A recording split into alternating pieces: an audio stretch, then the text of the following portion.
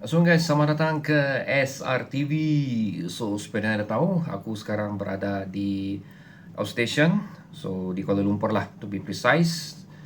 Jadi aku menyaksikan perlawanan ni tadi dengan menggunakan tablet aku je lah. So basically dia kecil saja. So apa yang aku katakan sekarang ni, tidak puas lah tengok perlawanan tu. So itu yang aku boleh katakan untuk apa yang telah ditampilkan oleh Sabah FC pada perlawanan ni. Dan kemenangan 2-0 ni bagi aku merupakan satu bekalan yang cukup bagus lah untuk Sabah FC sebelum beralih ke Stadium Selayang pada 15 hari bulan nanti kalau aku tak silap untuk perlawanan timbal balik ni. Dan ini adalah prediction aku juga sebenarnya, di mana pada video head to head sebelum ni aku dan juga beberapa komentar lain menjangkakan Sabah FC akan memenangi perlawanan ini sebanyak 2 gol berbalas kosong. Walaupun pada dasarnya kalau kita tengok apa yang berlaku di separuh masa pertama tu, aku yakin 5 gol lah sebenarnya boleh dilakukan oleh Sabah FC, membuatkan kita sepatutnya boleh memiliki cushion yang lebih selesa lah sebelum menuju ke perlawanan kedua. Dan Darren Lock gagal untuk menjadikan penalti itu pun adalah merupakan satu miss opportunity yang besar untuk kita sebenarnya. Kerana jika perlawanan ini berakhir dengan 3-0, bagi aku sudah pasti kita akan melangkah ke pusingan yang seterusnya lah. So that is why very important sebenarnya penalty Darren Lock, tapi unfortunately berjaya dibaca oleh penjaga gol PDRM. So aku tak salahkan Darren Lock jugalah. Pasal so far dari segi penalty dia memang agak konsisten. Aku yakin sebenarnya dia boleh menjaringkan gol penalty tersebut. Sekali lagi kerana aku tahu dia punya Mr. Consistent dia tu untuk penalty. Tapi unfortunately bukan semua hari dia lah. So happen to be penalty yang dia ambil kali ni bukan rezeki Darren Lock, dapat dibaca oleh penjaga gol PDRM. Perlawanan Sabah FC ni, permainan Sabah FC ni sebenarnya aku tekan pada video ni, aku sendiri mengatakan memang akan ada satu aura yang cukup berbeza yang bakal ditampilkan oleh Sabah FC. Dan aura tersebut memang keluar lah, memang keluar berhabis-habisan pada perlawanan yang berlawan menentang PDRM di Piala Challenge Cup ni, especially di separuh masa pertama lah. This is dua yang aku tengok yang wow, tak boring guys. Aku boleh katakan perlawanan ni memang tidak cukup boring. Ini aku katakan tu separuh masa pertama lah. Separuh masa kedua ada sedikit lain komen dah, di mana serangan bertali arus dilakukan berterusan oleh pemain Sabah FC. Walaupun pada sekali-skalanya ada jugalah pemain PDRM berjaya melepaskan diri mereka dan melakukan counter attack, di mana aku katakan pada masa tu kita punya rest defense kita tidak berapa, agak lalai sedikit lah. Walau macam mana pun, sekali lagi berjaya juga diselamatkan oleh mereka, berjaya juga diselamatkan oleh Damien Lim. Ini yang aku katakan lah, di mana ini lama sudah lah sebenarnya aku katakan, sekiranya pemain yang berada di midfield dan attacker mampu untuk mengawal bola, mampu untuk melakukan serangan apa semua, walaupun tidak ada gol, tapi at least ia memberi keyakinan kepada pasukan untuk terus push perlawanan tersebut, membuatkan defender kita boleh mengambil nafas lah. Itu yang aku katakan sini, membuatkan mereka lebih fokus dan tenang ketika mengawal bola ataupun ketika diserang. Dan ini memang terhasil dan nampaklah semua ni, especially pada separuh masa pertama. So untuk bagian hadapan bagian hadapan tengah dan hadapan Sabah FC tu, untuk ini pemerhatian aku untuk lebih kurang dalam 20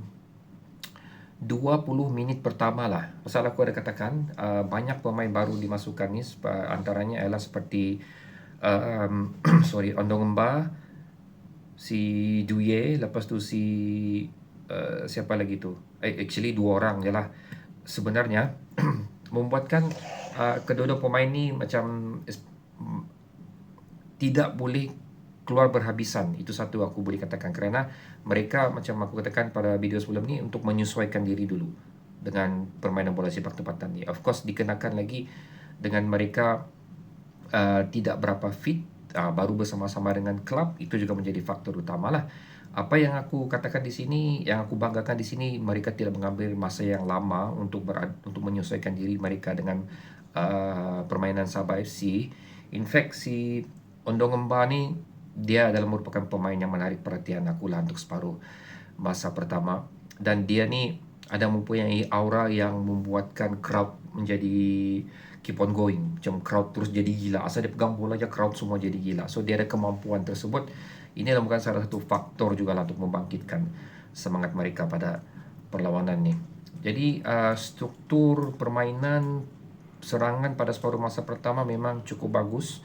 Pemain berada di position yang sepatutnya, kerana apabila Sabah FC dipintas ataupun terlepas bola, seringkali akan ada backup pemain untuk mengambil bola tersebut yang membolehkan kita untuk sentiasa menggerakkan bola atau cuba untuk melakukan serangan demi serangan lah. Dan oleh itu terhasillah gol yang dilakukan oleh Danny Ingham tu. Aku nampak gol tu, aku ketawa guys. Aku nak sangka gol tu, aku nak sangka ianya akan menjadi gol pasal aku assume benda tu adalah cross. Lepas tu ia mengingatkan aku kembali gol yang dilakukan oleh Amri Yahya lah. Lebih kurang macam tu lah rupanya. Aku rasa Danny Ingham sendiri pun tidak menyangka yang bola tu boleh masuk dan instead of crossing menjadi gol. Aku rasa Danny Ingham pun tidak menyangka bola tu boleh macam tu. So untuk Fergus Tierney guys, inilah semangat yang aku puji. Semangat ni bukan ada pada dia saja. Seperti aku katakan tadi, ianya wujud pada tiap pemain yang berada di atas padang sebentar tadi, di mana sekiranya gagal, terus cuba dan terus mencuba. Terlalu banyak percubaan, peluang yang dimiliki oleh Fergus Tierney, tapi akhirnya beliau berjaya memecahkan kebuntuan tersebutlah dengan memberikan gol kedua Sabah FC bagi memastikan cushion yang cukup selesa untuk kita berada di round kedua pada perlawanan ni. The way I look at this match, macam yang there's aku nak tahu lah, aku tak mau sentuh sangat cerita pasal gaji ni sebenarnya, tapi nampak kalau tengok di sini macam mungkin telah dilunaskan, membuatkan mereka main begitu semangat. Wujud, kalau kamu tengok apa tu, Ted Lasso tu, cerita dia, Ted Lasso series pasal bola tu, dia ada letak di atas dia punya dressing room yang belief tu.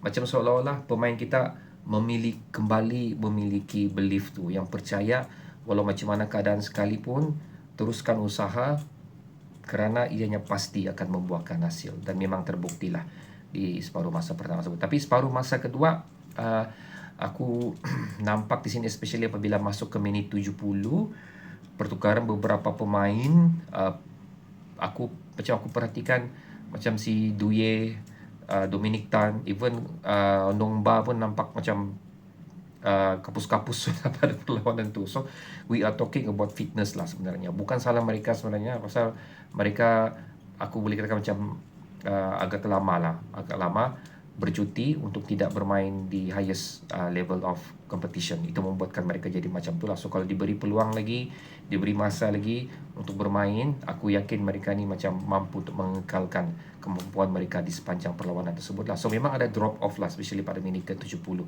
Even Ondong Bah pun macam tak berapa sudah kita dapat kelibat dia berada di bahagian atas. So yeah, talking about Ondong Bah ni, of course dia adalah merupakan striker untuk Sabah FC. Dia tidak menjaringkan gol pada perlawanan ni, tapi for me, aku nak kisahlah kalau dia nak menjaringkan gol. Tapi kalau yang penting bagi aku adalah untuk dia meneruskan corak permainan dia. Seperti mana yang kita telah saksikan, itu yang penting untuk aku lah.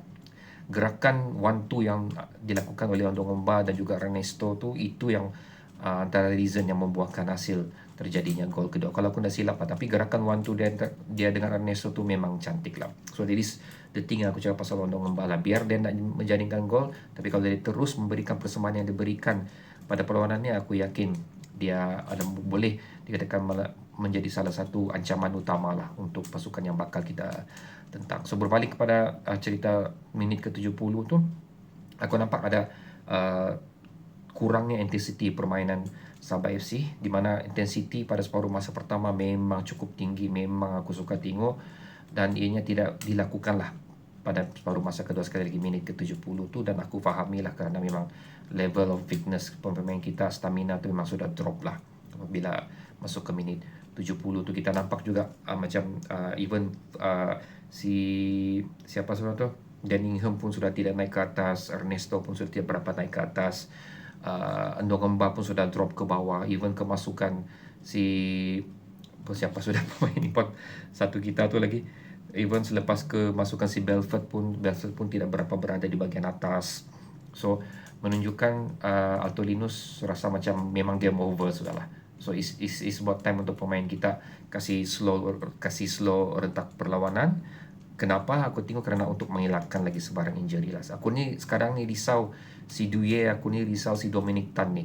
Aku hopefully masalah fitness je lah, bukan masalah kekejangan atau hamstring. Kalau itu benda tu jadi, biasanya lama tu untuk dia punya proses uh, recovery dia. So antara benda yang aku perhatikan di sini lagi yang paling aku sentuh juga di video sebelum ni adalah ball progression yang tidak dilakukan oleh Sabah FC pada musim ni, tapi selepas kemasukan beberapa pemain ni, especially Duye, dia amat meyakinkan lah. Ada beberapa kali dia melakukan benda tersebut dan diikuti oleh beberapa pemain lain juga. Mereka pun terus berkeyakinan untuk melakukan benda-benda sedemikian, membuatkan pergerakan kita menjadi lebih pantas lah. Itu yang aku perhatikan di sini.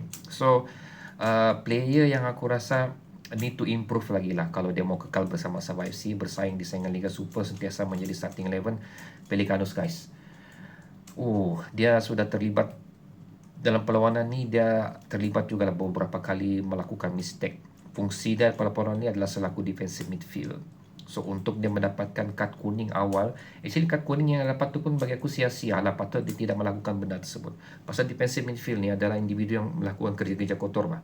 So bila dia dapat kad kuning lebih awal, so ia akan membantukan lah dia punya tugas dia.